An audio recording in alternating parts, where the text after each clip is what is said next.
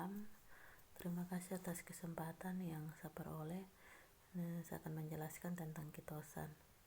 Disusun oleh saya sendiri, Diana Octavina Tonglili, dengan NIM 1914-720-1003.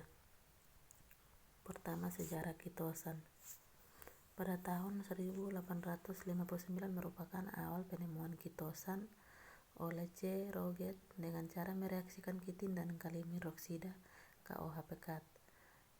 Pada tahun 1934 Rigby mendapatkan dua peta, yaitu penemuan mengenai pembuatan kitosan dari kitin dan pembuatan film dari serat kitosan. Penggunaan kitin dan kitosan berikutnya meningkat pada tahun 1940-an dan semakin berkembang pada tahun 1970-an. Kitin disebut sebagai polisakarida linier, yang merupakan polisakarida alami dengan kelimpahan terbesar kedua setelah selulosa. Kitin dengan rumus molekul C8H13NO5 tersusun atas 7% C, 6% H, 7% N, dan 40% O. Struktur kitin menyerupai selulosa dan hanya berbeda pada gugus yang berikatan di posisi atom C2. Gugus C2 pada selulosa adalah gugus hidroksil, sedangkan pada C2 kitin adalah gugus N-asetil.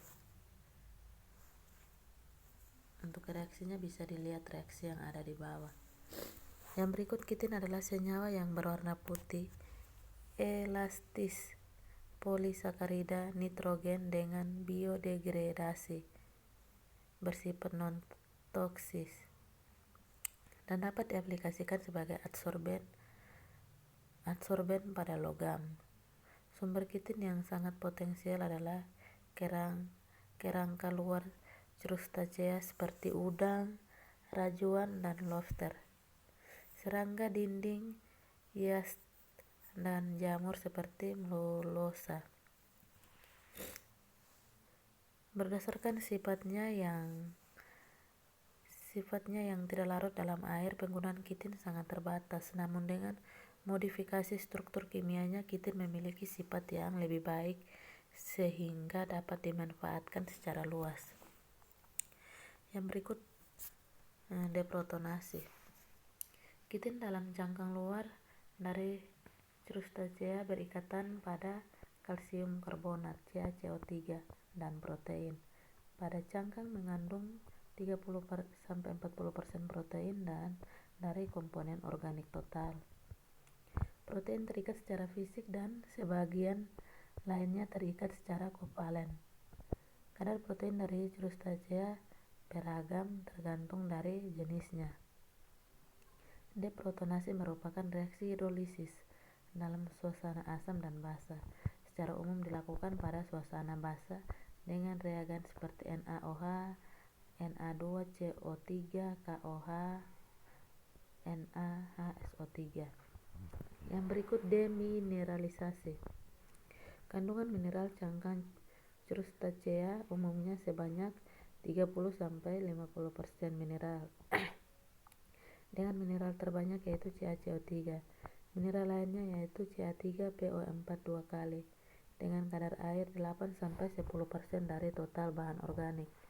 Karena garam-garam anorganik terikat secara fisik, senyawa CaCO3 lebih mudah dipisahkan dibandingkan protein. Demineralisasi secara umum dilakukan dengan larutan HCl dan asam lain seperti H2SO4. Yang berikut, depigmentasi. Depigmentasi adalah proses pemutihan atau bleaching pada kitin, hasil dari demineralisasi dan deprotonasi. Penghilangan warna dari kitin adalah dengan menggunakan aseton. Deasetilasi secara kimia dapat dilakukan dengan menggunakan basa kuat NaOH dan KOH. Namun penggunaan KOH dapat memutuskan ikatan hidrogen yang kuat antara rantai kitin. Bisa dilihat dari reaksi di bawah. Metode penyediaan kitosan pertama kali dibuat oleh Hofstadter Schiller pada tahun 1894, yaitu dengan merefluksi kitin dalam larutan kalium hidroksida dengan pada temperatur 180 derajat Celcius. Senyawa kitin dan kitosan dapat dibedakan berdasarkan gugus asetaamida pada karbon C2 dalam struktur molekulnya. Pada kitosan, sebagian besar gugus asetil digantikan dengan atom hidrogen melalui reaksi hidrolisis dengan alkali pekat. Yang berikut sifat kitosan dan sifat kitosan. Sifat kitosan fisiko-kimia kitosan yaitu berwarna putih dan terbentuk sepia seperti bubuk. Kitosan larut dengan baik dan larut dalam larutan asam asetat 1-2%. Selain itu, kitosan larut dalam HCl encer, NH-O3 encer, H3PO4 sebanyak 0,5% dan tidak larut dalam asam pekat dan basa kuat. Pada susunan asam gugus amino NH2, kitosan akan menangkap H+ dari lingkungannya sehingga gugus amino terprotonasi menjadi NH3. Gugus NH3 inilah yang menyebabkan kitosan bertindak sebagai garam sehingga dapat larut dalam air. Yang berikut manfaat kitosan. Kitosan memiliki potensi besar untuk dapat diaplikasikan pada bidang industri maupun kesehatan. Antara lain industri farmasi, biokimia, bioteknologi, pangan, kosmetik, industri tekstil, industri kertas, dan industri elektronika.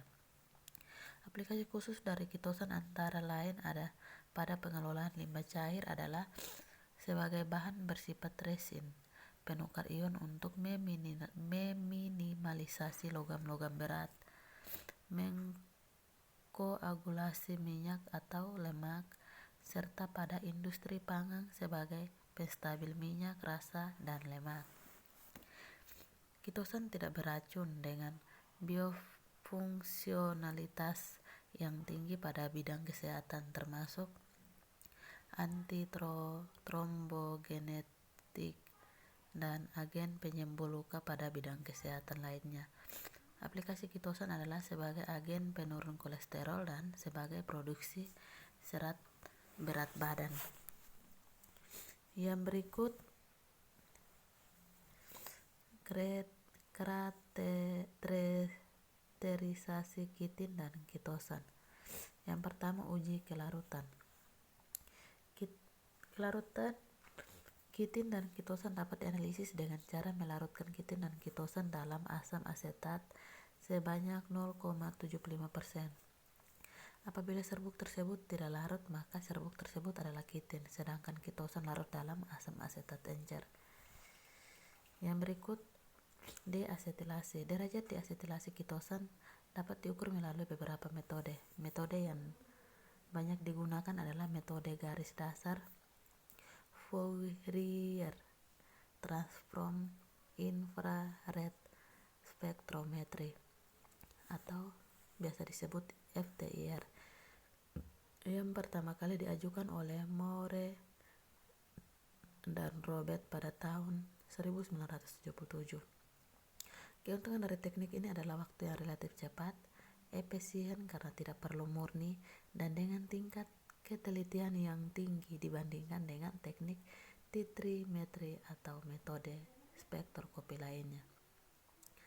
Pada penentuan derajat destilasi digunakan spektroskopi FTIR. Derajat destilasi ditentukan dengan metode Baseline, dihitung dari nilai perbandingan pita serapan antara puncak absorbasi gugus amida pada daerah sekitar 1655 cm-1 dan puncak absorbasi gugus hidroksi pada daerah sekitar 3450 cm-1.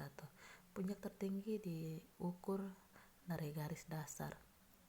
Perbandingan dua gugus fungsi tersebut ditentukan dengan cara membuat garis lurus dari 1800 cm-1 hingga 1600 cm-1 sebagai garis dasar bagi pita gugus amida dan membuat garis lurus dari 1400 cm min 1 hingga 2500 cm min 1 sebagai garis dasar pita gugus hidroksil. Untuk gambar spektrum FTIR senyawa kitosan bisa dilihat dari gambar yang ada di bawah. Derajat deasetilasi ditentukan untuk mengetahui seberapa besar kitin yang sudah berubah menjadi kitosan. Derajat deasetilasi kitosan ditentukan melalui persamaan berikut. DD sama dengan 100 kurang A 1655 per 1450 kali 115. Nilai 115 menunjukkan rumus empiris berdasarkan data-data yang sudah dicoba yang menyatakan hubungan yang sama untuk di deasetilasi menentukan derajat deasetilasi secara sempurna. Semakin banyak gugus asetil yang dihilangkan, maka semakin tinggi nilai derajat deasetilasinya. Kitosan dengan derajat deasetilasi 70-90% dinamakan kitosan pasaran.